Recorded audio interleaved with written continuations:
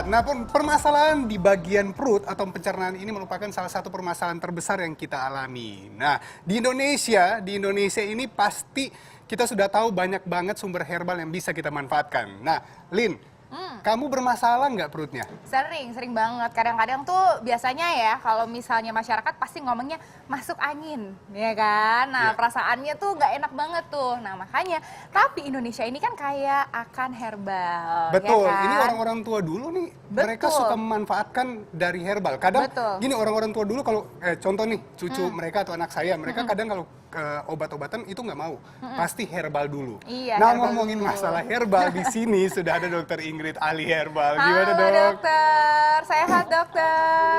Nih, Dok. Dok, kehamilannya lancar? Alhamdulillah sehat. Sehat.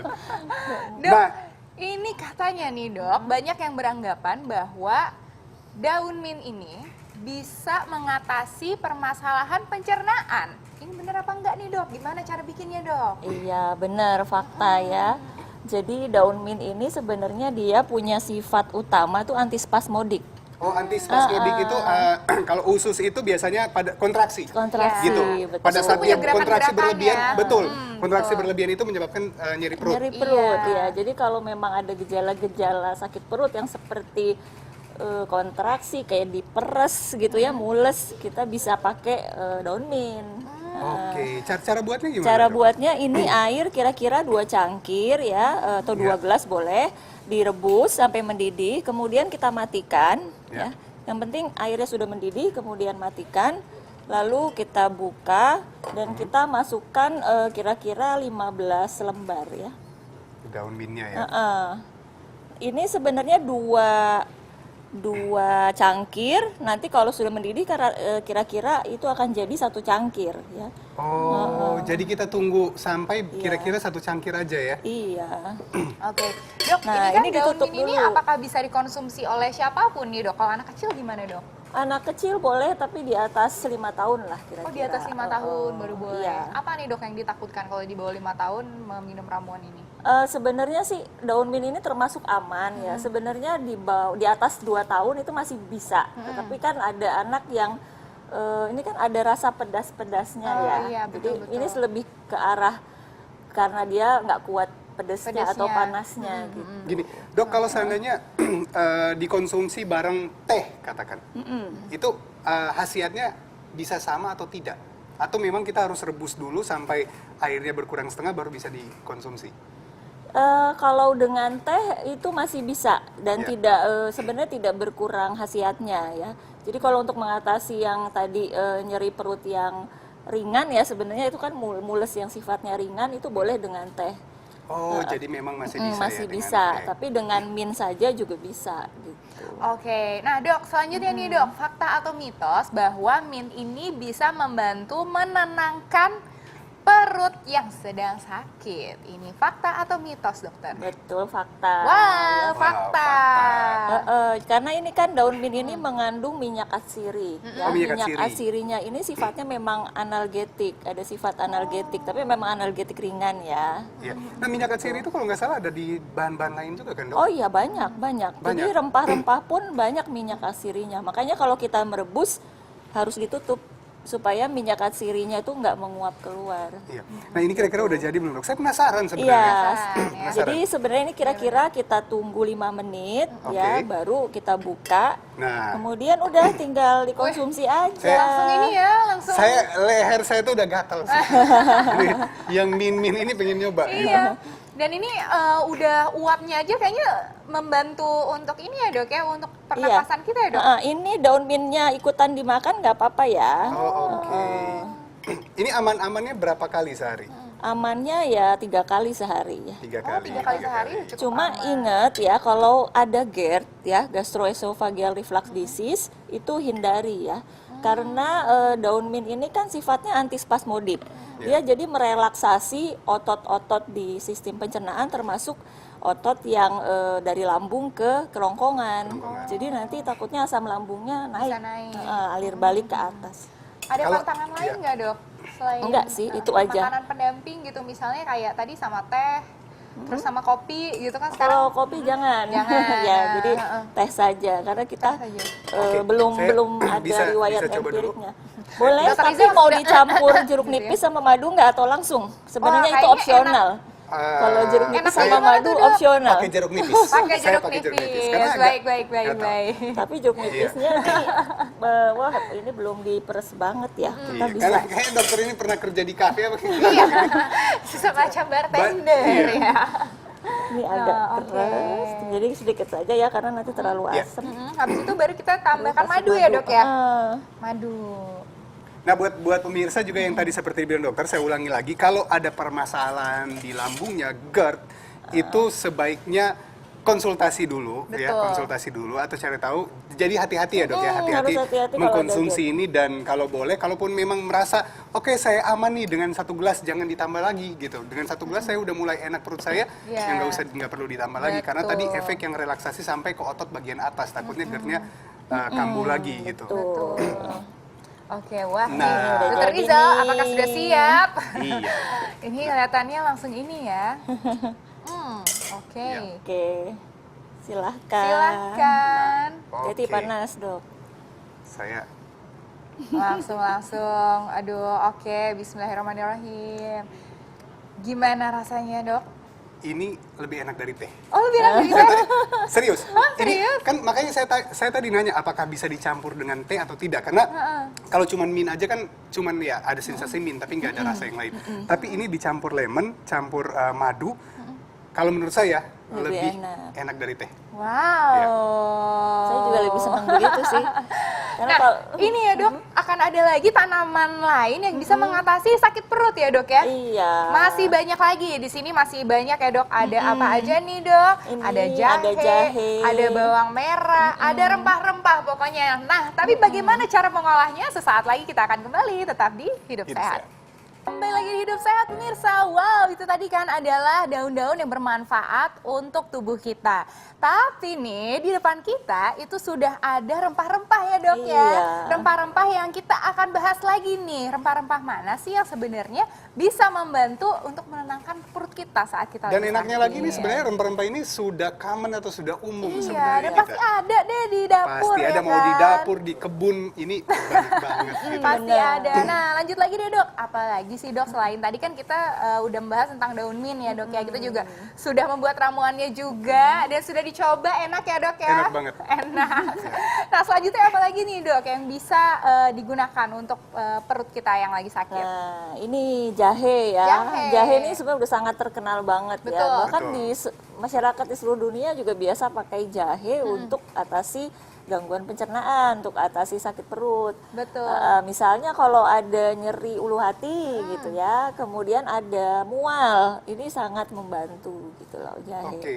Nah, sebenarnya ini katanya sebagai anti-inflamasi atau Iya. anti peradangan. Ini benar kan, Dok? Betul, betul, Ya. betul. Nah, sebenarnya jahe juga ini bisa untuk perut juga kan? Iya. Nah, anti-inflamasinya seperti apa, Dok, atau anti peradangan? Anti-inflamasinya memang termasuk meredakan peradangan-peradangan yang di lambung ya, terutama Oke, di lambung, lambung. juga di usus gitu ya. Tapi yang sering dipakai memang untuk keluhan-keluhan di lambung. Untuk di bagian lambung. Dan ada analgetiknya juga ya. Oke, nah pasti sudah Ada semakin pereda penasaran nyerinya nih pemirsa juga. nih, Dok. Untuk cara membuatnya, apakah gimana? Apakah susah apa gimana nih, Dok? Gampang kan ya, Dok, ya? Mudah sekali Mudah ya. sekali. Jadi yang kita butuhkan sebenarnya dari bahan tunggal jahe pun kita cukup bisa diandalkan lah gitu ya. Dengan misalnya dengan jahenya ini dihaluskan. Harus ya. jahe merah, jahe putih? Jahe putih, jahe merah bisa. Tetapi kalau jahe merah itu lebih panas. Lebih panas, oke. Ada orang-orang yang memang sensitif dengan rasa panas jahe. Justru nanti kadang-kadang malah terasa lebih mual gitu karena Oke. rasa panasnya Oke, Dok. ini. Gimana, Dok? Nah, ini kita matikan air yang sudah mendidih ya. Sama ya, Dok? 2 cangkir juga ya, Dok? Ya sebenarnya yang kita butuhkan hanya 1 cangkir Satu ya, karena yang Ini kita seperti mau teh juga ya? bikinnya? ya, tapi ini kan sudah dihaluskan, nanti kita saring, kita peras ya. Intinya diperas sih. Kira-kira 15 gram jahe ya. Ini 15 dihaluskan. gram jahe yang sudah dihaluskan ya dok ya. Iya. Lalu kemudian ini ada disaring dan juga diperas ya dok ya. Iya. Oke. Jadi sip. kita pakai air yang mendidih ya. Mm-mm. Kemudian kita pakai untuk memeras ya, memeras sekaligus menyaring. Oke. Kalau orang zaman dulu kan merasnya pakai kain ya, kita ya cukup begini aja. Dok, Nanti ini tangan kira-kira kita kalau, kotor. kalau tiap pagi ini bisa kita konsumsi. Jadi kayak pengganti teh gitu atau bisa kayak morning tea atau ada waktu tertentu yang bagus untuk minumnya. Sebenarnya jahe boleh kapan saja ya, mau pagi, siang, sore atau malam dia bagus. Jadi pagi pun bagus untuk memperbaiki sistem pencernaan kita. Kalau memang lambung kita kuat dengan panasnya jahe itu boleh sebelum makan. Artinya masih perut kosong. Perut kosong karena memang bahan-bahan alami ya, bahan-bahan herbal itu memang dia lebih mudah diabsorpsi, lebih mudah diserap kalau dalam keadaan perut kosong. Dok, gitu. berarti nggak bisa ya pada saat mendidih baru mulai direbus itu langsung dimasukin. Kalau mau langsung dimasukin dia jahenya diiris. Ya, Oh, diiris-iris diiris. dulu Dan seperti baru yang ikut dokter bilang direbus. tadi ya, kalau jahe merah itu bisa-bisa aja, cuman ada yang sensitif, gitu, Betul, sensitif dengan betul. panasnya jahe merah gitu. Betul. Nah, ini ada pantangannya juga ya dok ya? Selain yang tadi perut yang sensitif gitu ada. Kalau untuk orang hamil, dokter Orang saya hamil diambil. boleh Menyusui, banget malah menyusui dong, menyusui menyusui. juga boleh. Jadi ini Menyusui memang boleh. dianjurkan juga diminum untuk mengatasi mual pada ibu yang hamil muda gitu. Nah dok, biasanya nih saya juga istri saya Lin kalau di rumah itu kalau lagi nggak enak badan, nah ini juga mungkin apakah kalau lagi nggak enak perut juga ini bisa nggak kita campur dengan susu? Susu boleh, Iya, tapi susu kayak full susunya cream. susunya sebisa mungkin yang susu murni ya, susu murni yang sudah disterilisasi ya, apa yang UHT atau yang sudah disterilisasi. Jadi itu lebih bagus. Dia akan lebih memperbaiki penyerapan dari zat aktif jahenya. Baik. Gitu. Nah, ini sekarang gimana nih dok? Udah jadi kita campurin apa lagi Nanti dok? tinggal campur madu boleh ya. Campurin madu ya. Kan tadi Harizal udah nyobain, Betul. ya kan? Sekarang giliran aku, ya dok ya. Iya. Hati-hati ketagihan Jadi, Lin, kalau ya. dokter ini bikinnya pasti enak Pasti sih. enak. Iya. Jadi jahe aja sendiri juga boleh atau jahenya dicampur dengan gula aren juga boleh. Oke, Gitu. untuk Sepanjang gula- kita nggak ada diabetes ya. Kalau ada diabetes ya jangan pakai gula. Jangan pakai gula. Biasanya berapa kali dok untuk dikonsumsi dalam satu hari untuk mengatasi sakit perut? Ini boleh 3 sampai 4 kali. Oh oke. 3 sampai 4 kali satu atau sampai cangkir. sakit perutnya hilang mungkin sekali aja udah cukup udah Iya, cukup, iya. ya. Betul. Tapi Nah, memang kayaknya- ada efek menghangatkan. Baik. Lin, perut. kalau kamu nggak mau minum, saya minum nih, cepet. Aduh, alhamdulillah. Terima kasih ya dok. Iya. Akhirnya giliran aku yang mencoba. Bismillahirrahmanirrahim. Wah enak banget kelihatannya. Enak banget. Bener enak banget. Ini kayak wedang jahe ya. Memang wedang jahe. Biasa ya orang Jawa pasti sukanya ini. Aduh enak banget. Aduh, Dok, ini kalau kalau ditambahin yang- gula merah, Betul. enak lagi nih. Iya, Pasti tapi ya, nggak ada dok, ya. masalah dok untuk ditambahin ya mau gula merah, gula putih. Kalau seandainya penting dia tidak ada penyakit diabetes Iya. pastinya. Gula merah atau gula kelapa atau gula aren itu lebih bagus daripada gula putih ya. Jadi dari segi indeks glikemiknya dan juga kecocokan Lin? dengan bahan-bahan herbal juga lebih bagus yang gula merah. Dok, ini kan daripada ada kayu gula putih. manis nih dok. Boleh nggak sih dok ditambahin kayu manis di Boleh, sini Bu? boleh. Boleh ya dok ya, biar Boleh. wanginya emang ya luar biasa ya. Saya suka banget emang kerja di sini. Gini dok, ada yang Iya, menarik. iya. Tadi kan kita bikin min, terus ini dengan jahe. Iya. Sekarang rempah gimana? Nah, rempah nih saya lagi nyiapkan. Ya. Jadi rempah kita tuh bisa pakai misalnya kapulaga ya. Kapulaga kita bisa pakai 5 butir, kemudian 1 batang kayu Iya. manis. Coba kita bisa langsung praktekin nggak dok? Iya, ini 5 cengkeh. Ya. Dan ini ada temu kunci ya. Ini semuanya langsung dicampur ya dok? Ada adas ya. Ya, jadi ini kalau yang ini kita rebus jadinya ya. Jadi Rebus kita langsung. masukkan Oh, direbus. ke dalam Oke, ini kira-kira udah 2 mendidih cangkir juga. air. Kita udah pakai air yang mendidih juga sekarang jadi aman.